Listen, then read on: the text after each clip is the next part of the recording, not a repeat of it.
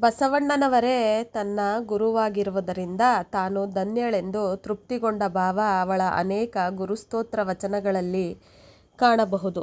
ನರಜನ್ಮ ತೊಡೆದು ಹರಜನ್ಮವ ಮಾಡಿದ ಗುರುವೇ ಚನ್ನಮಲ್ಲಿಕಾರ್ಜುನನ ತಂದೆನ್ನ ಕೈವಶಕ್ಕೆ ಕೊಟ್ಟ ಗುರುವೇ ಶರಣು ಎನ್ನುವಲ್ಲಿ ಬಸವಣ್ಣನವರ ಬಗೆಗಿನ ಗೌರವ ಕಂಡುಬರುತ್ತದೆ. ಶಿವಾನುಭವ ಮಂಟಪದಲ್ಲಿ ನಡೆಯುತ್ತಿದ್ದ ಚರ್ಚೆಗಳಿಂದ ಮತ್ತು ಶರಣರ ಸಂಘದಿಂದ ತನಗಾದ ಲಾಭವನ್ನು ಹೇಳುವಳು. ಬಸವಣ್ಣನವರ ಮನೆಯ ಮಗಳಾದ ಕಾರಣ ಭಕ್ತಿ ಪ್ರಸಾದವ ಕೊಟ್ಟೆನು, ಚನ್ನಬಸವಣ್ಣನ ತೊತ್ತಿನ ಮಗಳಾದ ಕಾರಣ ಒಕ್ಕ ಪ್ರಸಾದವ ಕೊಟ್ಟೆನು, ಪ್ರಭುದೇವರ ತೊತ್ತಿನ ಮರಿದೊತ್ತಿನ ಮಗಳಾದ ಕಾರಣ ಜ್ಞಾನ ಪ್ರಸಾದವ ಕೊಟ್ಟೆನು, ಸಿದ್ದರಾಮಯ್ಯನ ಶಿಶುಮಗಳಾದ ಕಾರಣ ಪ್ರಾಣ ಪ್ರಸಾದವ ಸಿದ್ಧಿಸಿಕೊಟ್ಟೆನು, ಮಡಿವಾಳಯ್ಯನ ಮನೆಯ ಮಗಳಾದ ಕಾರಣ ನಿರ್ಮಲ ಪ್ರಸಾದವ ನಿಶ್ಚಯಿಸಿಕೊಟ್ಟೆನು.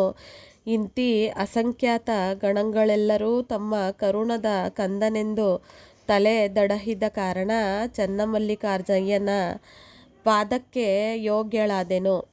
ಲೌಕಿಕದ ಕಾಮ ವಾಸನೆಯನ್ನು ಗೆದ್ದು ಪಾರಮಾರ್ಥದ ಶರಣ ಮಾರ್ಗದಲ್ಲಿ ನಡೆಯುವ ಮತ್ತು ಭಕ್ತಿ, ಜ್ಞಾನ, ವೈರಾಗ್ಯಕ್ಕೆ ಹೆಸರಾದ ಅಕ್ಕ ನಮಗೆ ನಮ್ಮ ಲಿಂಗದ ಚಿಂತೆ, ನಮ್ಮ ಭಕ್ತರ ಚಿಂತೆ, ನಮಗೆ ನಮ್ಮ ಆದ್ಯರ ಚಿಂತೆ, ನಮಗೆ ನಮ್ಮ ಚನ್ನಮಲ್ಲಿಕಾರ್ಜುನಯ್ಯನ ಚಿಂತೆಯಲ್ಲದೆ ಲೋಕದ ಮಾತು ನಮಗೆ ಕಣ್ಣ ಎಂದು ಹೇಳಿದವಳು. ಸಾಮಾಜಿಕವಾಗಿ ಆಧ್ಯಾತ್ಮದ ವೇದಿಕೆಯ ಮೇಲೆ ನಿಂತು ಮಾತಾಡಿದಳೆಂಬುದು ಇಲ್ಲಿ ಗಮನಿಸಬೇಕಾದ ಅಂಶವಾಗಿದೆ.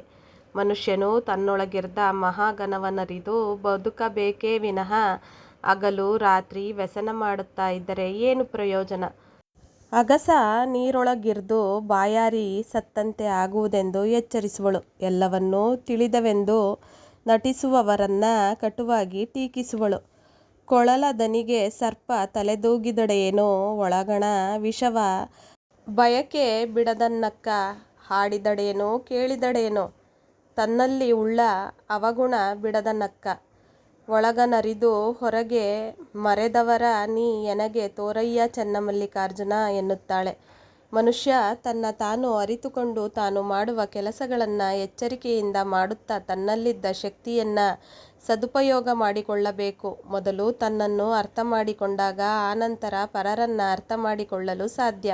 ಜೀವನದಲ್ಲಿ ಬಂದೊದಗುವ ಕಷ್ಟಗಳಿಗೆ ಅಂಜದೆ ಧೈರ್ಯದಿಂದ ಎದುರಿಸುವ ಮನಸ್ಥಿತಿಯುಳ್ಳವರಾಗಿರಬೇಕೆಂಬುದೇ ಅಕ್ಕನ ಕಳಕಳಿ. ಬದುಕಿನ ರಣರಂಗದಲ್ಲಿ ಪ್ರವೇಶಿಸಿದ ಮೇಲೆ ಅದರಿಂದ ಬೆನ್ನು ತಿರುಗಿಸದೆ ಹೋರಾಟ ಮಾಡುವುದೇ ತಮ್ಮ ಧರ್ಮವೆಂದು ತಿಳಿದು ಸ್ಥಿರವಾಗಿರಬೇಕು ಎನ್ನುವ ಅಕ್ಕನ ಸಂದೇಶವನ್ನು ಅವಳ ವಚನದಲ್ಲಿ ಕಾಣಬಹುದು.